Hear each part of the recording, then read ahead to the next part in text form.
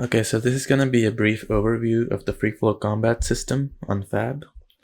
So as you can see here, I have just created a new blank third-person project and added the Freeflow combat system to it. So you can see here, it created a Freeflow combat folder with all the content in it. So let me just show you how it plays. So as you can see, you can do things like striking, which are all motion warped. You can pick up these objects and throw them at enemies. You can do counters like this. You can do ground takedowns. If an enemy is on the ground or getting up, you can do finishers, complete with camera animations. Yeah, and stuff like that. So the first thing to note would be if I look at my player character and go to the components window, you'll see there are two key components that you need to add to your character in order to enable the Freeflow functionality. The motion warping component, which is Epic's motion warping plugin. You need it enabled in your project. If it's not enabled, you can just go to Edit, Plugins, search for Motion Warp, and this one, just enable it, restart the editor. The other is the Freeflow Combat component that comes with the Freeflow Combat asset, and you have a couple of parameters here. So attack detection radius is how far, when you try to strike an enemy, how far it could be for the player to detect it. So if I reduce it like, let's say 300, and then I try to play, if I try to strike that enemy over there, it won't do anything. I'm pressing the button because he's too far. So that's just the range of attack.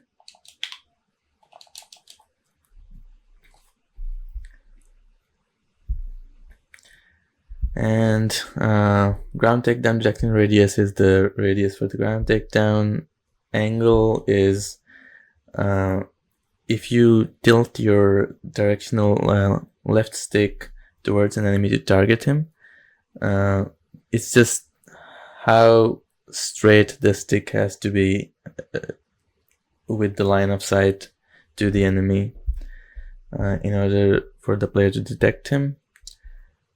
And then the wall strike lateral distance is so you have like a part of the Freeflow combat system is wall strikes. So if you have a wall adjacent to you and I try to strike that enemy, then the player would just bounce off of the wall and sort of use the environment to attack them like this.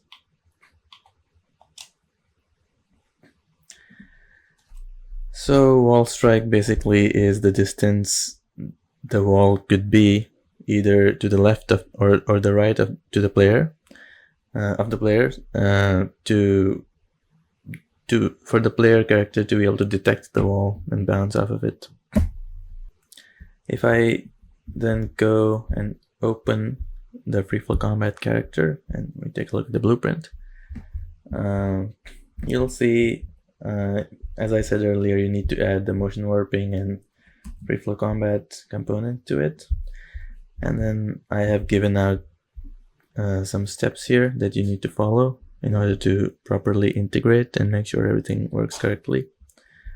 So enable the motion warping plugin, add the Freeflow combat component.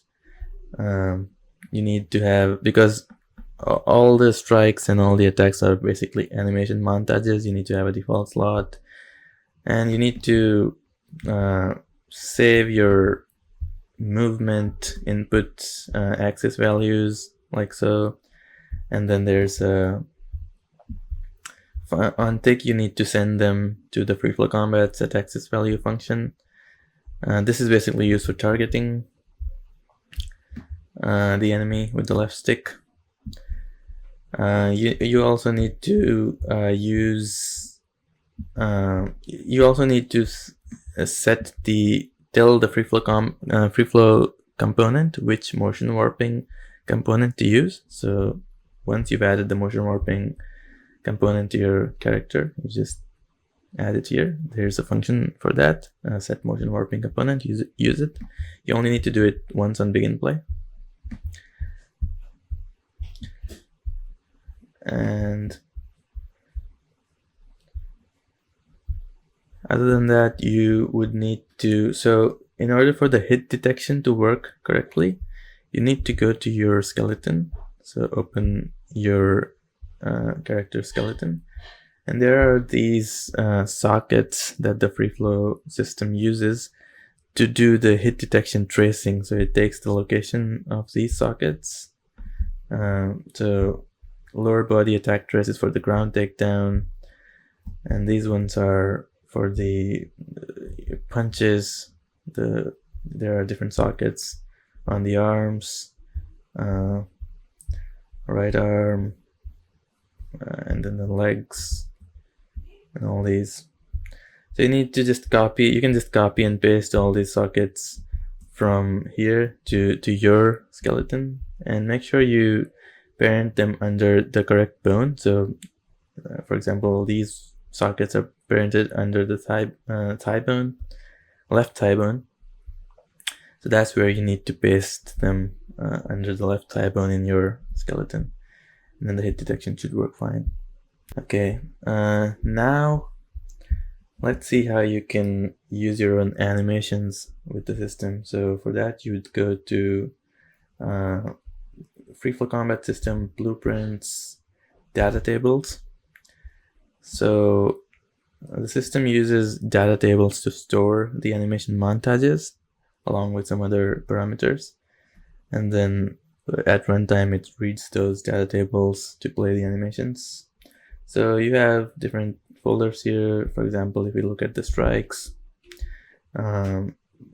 strikes back, front, left, right. So I go to front.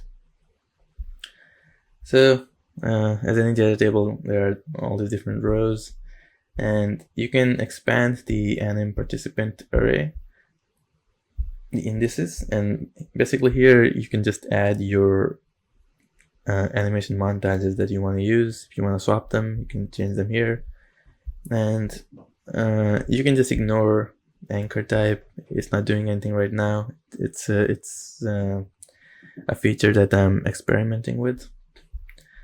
But distance offset is like how far the character would land from the enemy when performing this.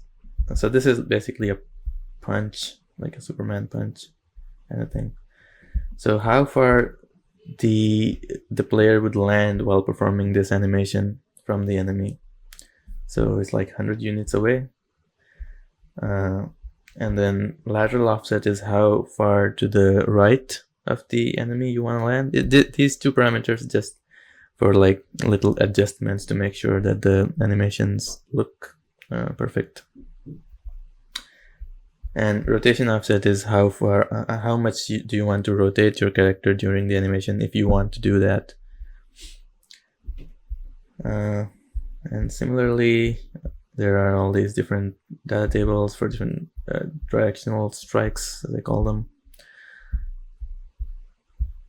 And there are some for ground takedown and weapon pickup, and you can just go whatever you want to add your own custom animations to. There are all data tables that you can just easily adjust, and the system will pick them up. So after this, let's talk about the animations themselves. So for example, as I showed you this punch animation that I have here. So there are two main animation notifies that you need to use for the system to work. First one is the activate weapon notify state. Well, what this does is it has all these different parameters. So you can, basically this is the window when the hit detection will work. So if from this moment until this moment, the hit detection tracing would work. So you need to be, the animation need to hit the enemy within this time frame, and when it hits the enemy, the damage it deals, you can define it here. Grounded duration is how long, once you hit the enemy with this attack, how long will this stay on the ground for. Limb to eco, this is a drop down, so which limb are you using to attack in this animation. So for example, this animation is like he's punching with his right arm. He's punching with his right arm here. So we say right arm. If it's a kick, he's using his left leg, you say left leg.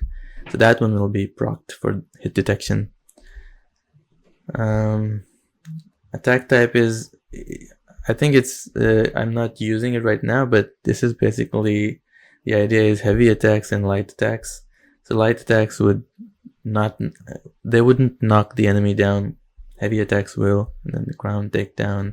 Finishers, as I showed you, are different. Wall strikes are, as I showed you earlier, when it bounces off of walls. Yeah. And then you want to add the motion warping notifies. The motion warping notifies.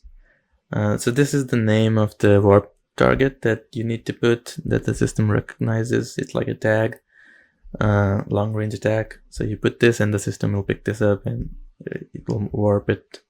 So as you know, the motion warping is basically it'll warp the animation from your character's current location to where the enemy is. So and there are two of them. One is only for translation, no rotation, and one is for rotation alone and no translation, because sometimes you want to handle it separately for it to look good. And finally, let's talk about the AI a little bit. So if you go to Blueprints AI, so you see, if I play the game, all these enemies basically attack one by one. They come up to me and punch, and they retreat. So there's basically an actor that needs to be present in the scene, and it's called this one, the BP_enemy director, and you can find it here, Freeflow Combat System Blueprints AI, the BP enemy director. And with this is basically the brain, the group AI. So for example, all these enemies, like all these enemies right here, if I show you, they all have functionality. They all have hit points, and they all have like functionality that they can retreat, they can attack, they can go to the player, they can play like hit reactions and all that sort of stuff. But then you need one, this guy. So you can just place like one of these actors in the level, just drag and drop. And this basically automatically synchronizes with all the enemies, and this assigns them jobs, attack jobs. And it's sort of, it's like a manager. It manages the enemies and tells them, okay, this enemy needs to attack now, and this one needs to hang back, and then sort of like coordinates them together. So yeah, in order to make the enemies work, all you need to do is put a nav mesh in the scene, put one of these enemy director blueprints in the scene, and then put a bunch of enemies, and it should all work.